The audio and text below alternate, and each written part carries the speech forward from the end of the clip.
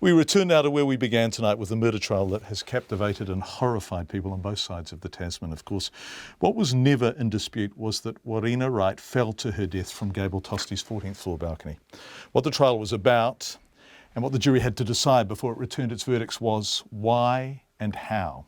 In Australia, there's been a frenzy of stories since the not guilty verdicts were delivered, foremost amongst them Tostee's history. He was a convicted fraudster. He'd fled police in a high-speed car chase. He'd been banned from nightclubs on the Gold Coast for being creepy towards women. The women had felt intimidated by him, that another young woman had freaked out on his balcony and then fled his home. But was that kind of information material to the jury and its decision?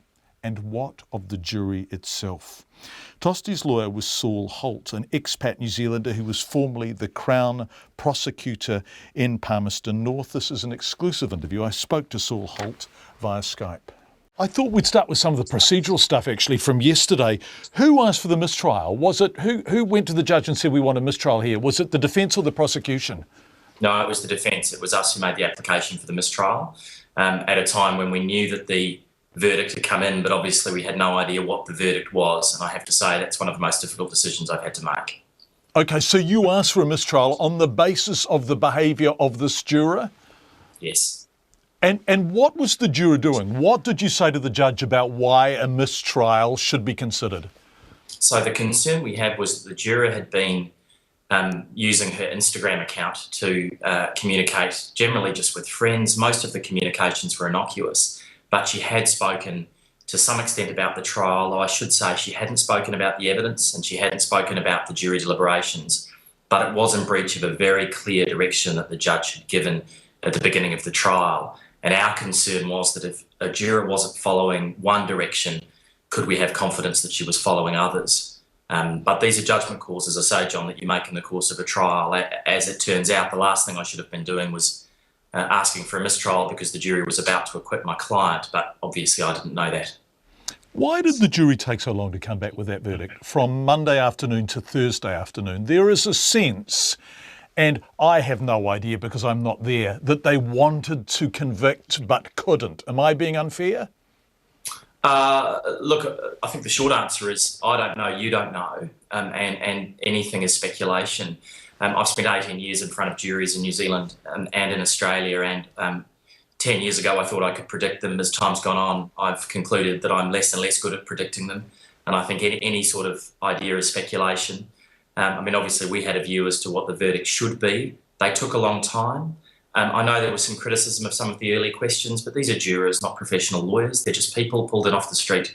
My view is they just went diligently through the evidence. They nutted things out and they came ultimately in what we considered to be the right decision. Why was it the right decision? Because what we are able to say is if Wright hadn't been put out on the balcony by Gable Tostee, she would still be alive. That's right, John, and that's unquestionably true. Equally, if either she or Gable Tostee had swiped in whatever the other direction on Tinder is, then they would never have been in the apartment together and she equally would never have died. What happened was an appalling tragedy.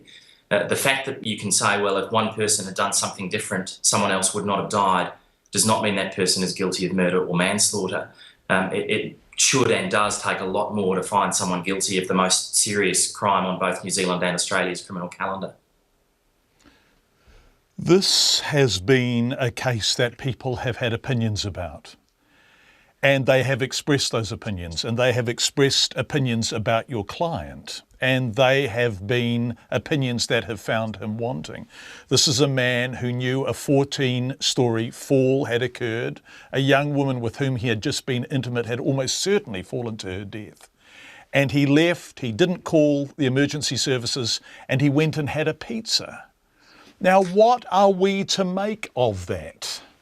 I think the most important thing that we have to say about that, John, is that it's extraordinarily unfair, though completely understandable, for people to think that they know how one should or might or would act in a situation which none of us have ever experienced and which I desperately hope no one else ever has to experience.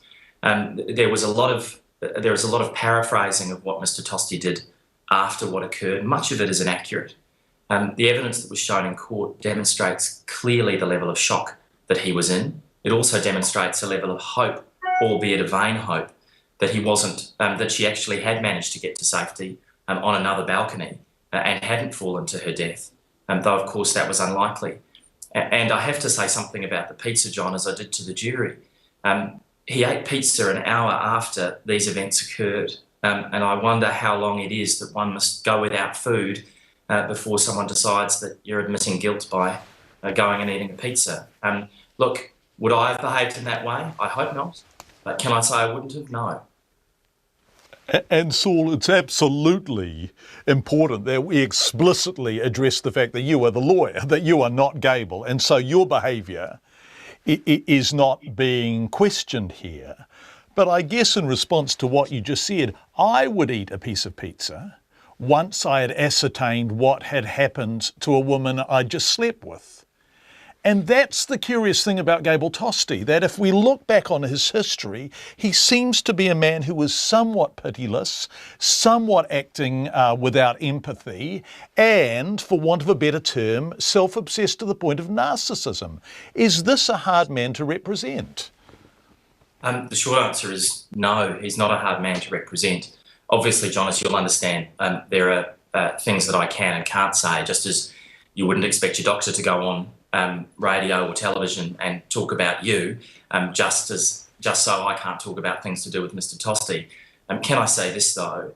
The way in which a person is portrayed in the media, and this isn't media bashing, most of the media reported on this case was entirely proper, but the way in which a person is reported in the media is often wrong, if not always necessarily wrong.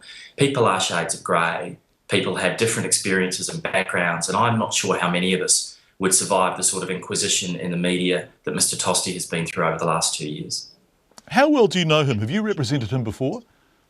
No, I've been representing him for about 12 months, so I've got to know him and his mum and his dad and others in his family pretty well over the course of the last 12 months. But can I say, John, he looked like and behaved like a different man after the verdict came in yesterday from the person I'd got to know in 12 months. The weight of that process lifting from him was a sight to see. In what way was he different after the verdict? Oh, John, it was just immeasurable and obvious and palpable relief. I don't think I can put it any higher than that. He was with his mum and dad, and he was just, as I say, a different person. But can any of us even imagine being in a situation where, in the course of a split second, you don't know on the basis of one word being said or not whether you're going to prison for the next 15 years at least, or going home with your mum and dad? And once again, this is not material. And once again, this is hard for you to answer. But he had a previous criminal history. There was fraud. There was a police pursuit which reached speeds of up to 200k. He didn't even stop when spikes were thrown down. How do you feel about the jury not being told about that sort of stuff, not being told about the fact that he'd been banned from the Sin City nightclub because his behaviour with female patrons was so predatory and inappropriate? Should the jury be told those things? Well, I should say, obviously, John, that the way in which you've characterised some of the history isn't correct, and I don't mean you're doing that intentionally. That's the way in which it's been reported. I'm not going to go into the detail of those matters. What I can say is this. Firstly, all of those matters, or at least the vast majority, were in the public domain in this case before this trial started in a way that I've never seen before in a criminal trial. The notion that someone on the jury wasn't aware of his previous convictions or of dealings with the police is just simplistic and unrealistic. In fact, I think this is a case that demonstrates the power of the jury system, because what the jury said is actually someone should be judged on what they did now, what they did in relation to this matter, not judged on the basis of their history or their past or anything else that they've done. And that's what I think Australians and New Zealanders both call giving someone a fair go. And that is the fundamental nature of the court system that operates in our countries.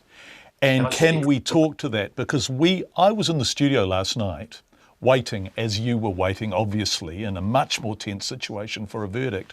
There were people running online polls about what the verdict should be. And so let's speak to the impossibility now of not contaminating a jury with prejudice, with external events, with public opinion, with social media. How is that achieved? Would you say it has been achieved in this case? Yes. In the 18 years that I've been before juries in both New Zealand and Australia, I've varied in my views as to how good juries are or are not at putting aside those sorts of things. This trial absolutely improves my confidence in the ability of juries to do it. This is a jury that behaved diligently, that put to one side the maelstrom of media coverage, of social media coverage. This was every illustration of just how pervasive and all-encompassing and immediately information gets disseminated these days. And this jury were an island in the middle of the chaos, put it all to one side and reasoned on the basis of the evidence. You have to conclude that because it took so long, there were at least initially different views. In fact, as you know, the jury sent a note at one stage saying they couldn't agree, but they worked through it. They understood that they knew more about the case than anybody else, than anyone answering an online poll, than anybody in the media. And I have to say, my confidence in juries has been significantly enhanced by this process. Yes. I wonder if the prosecution's saying that. I mean, this is the thing, isn't it? This is the thing, that you had a victory for your client. And you had a victory, and you were being generous in your assessment of him. I see him from this distance on the basis, as you say, of selective reporting as a difficult man to represent, because he does seem to me to lack any empathy, and he does seem to me to profoundly lack pity, and he does seem to me to have behaved very, very strangely, inexcusably, after Ree fell off that balcony. But ultimately, the question for the jury was, is any of that material? Yes, and the direction that the judge gave, and it was a correct direction, I think, in law and in common sense, was no. None of it's material. This was a unique case in the sense that everything was recorded.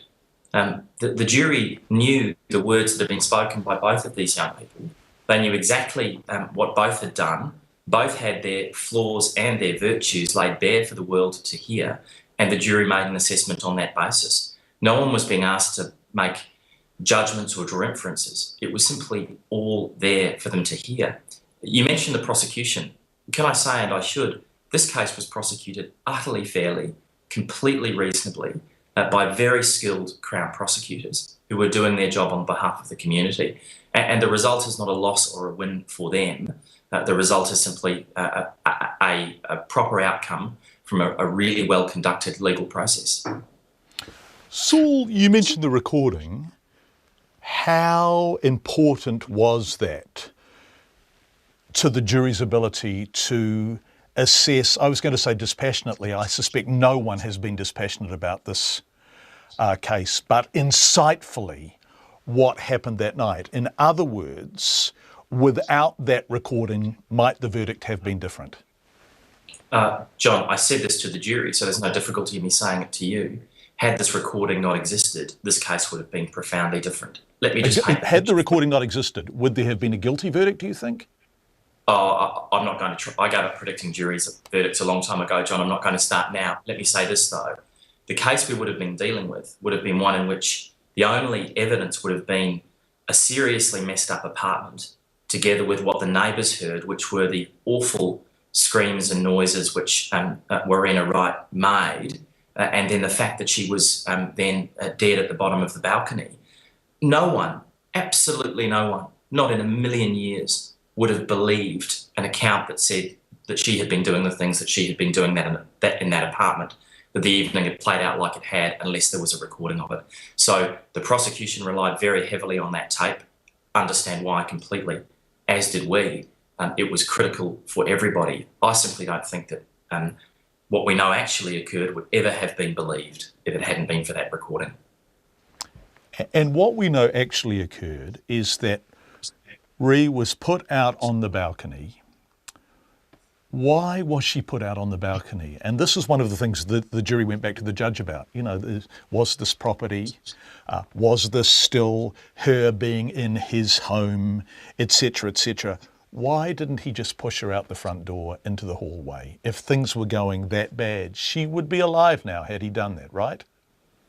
Yeah, and this comes back to the point I made before, John, which is that the wrong question, and again, this is a submission I made to the jury, it's the wrong question to ask what could have been done differently, because if Gable Tostee had his time over again, would he have put her onto the balcony? Of course not. Nobody would. That isn't the question. What I said to the jury, and the reason I'm prefacing it with that is so that it's clear that I'm not saying anything that's been told to me in secret or in private. What I said to the jury was, that the balcony door was the closest door, it was the open door, it was within a clear line of sight, and they were struggling pretty hard over a metal object, which I think in the end everybody accepted that Warriena Wright had tried to hit at least Gable Tostee with. Remember, these are split-second decisions. They're not decisions made with the benefit of transcripts and multiple listenings of recordings. These are split-second decisions in messy, difficult, real situations. Yeah, messy, difficult, real situations, which everyone has an opinion about. I know you aren't representing her and haven't been, but can we talk a bit to Warriena Wright and the characterisation of her and some of the talk about the use of Tinder and stuff? There has been some unpleasant moral assertions being made about the character of these young people and victim blaming. Does any of that have a role in a case like this? Let me distinguish very carefully in the answer I'm about to give you, John. The short answer is no, that has no place in the criminal trial. It has no place in the reasoning of the jury. As I said to them on many occasions, this was not a court of morals, this is a court of law. So now let me take that hat off and put my other hat on. Warriena Wright should not be blamed for anything, and certainly not for doing what millions of people around the world do, which is to use Tinder to meet people online. What happens to Gable Tostee now? Because the court of public opinion has been more damning, I think, than the jury was. How does he get it right? How does a man with a history of treating women with what, to be kind, seems to me to be a striking lack of respect, go about a normal life now in the context of the fact that he has been found not guilty? I think the short answer, John, is it's uncharted waters. There are very, very, very few people in New Zealand or in Australia who are in Mr. Tostee's position, who have been through the 2 years that he's been through and who've then been acquitted of the most serious crime on our criminal calendar. How you pick up the pieces of your life after that, the short answer is, I don't know. My job ends now. That's the job of his family and friends to help him through what will be, no doubt, a really difficult transition.